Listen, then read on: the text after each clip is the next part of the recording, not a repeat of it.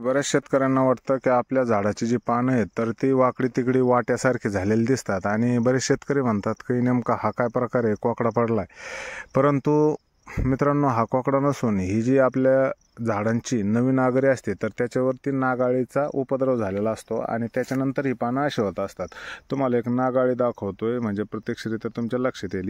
या ठिकाणी जी आहे तर या कोपऱ्याला पूर्ण नागाळी जी आहे तर ती पानाचे शेल खात चालत असते आणि ही तुम्हाला स्पष्टपणे दिसते की इथं नागाळी आहे आणि ही पूर्ण तिची विष्ठा आहे. म्हणजे नागाळी फिरत फिरत अशी येते आणि पानाच्या आतमधले सेल खाल्ल्यानंतर या ठिकाणी पान हे वाटीसारखं आकाराचं होतं आणि त्याच्यानंतर जे पानं झाडं किंवा झाडाची पानं आहे तर ती फ्रेश दिसायला पाहिजे तर तशी दिसत नाही. आता या ठिकाणी नागाळी दाखवतो तुम्हाला.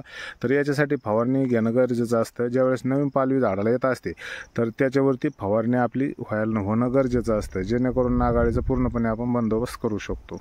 धन्यवाद.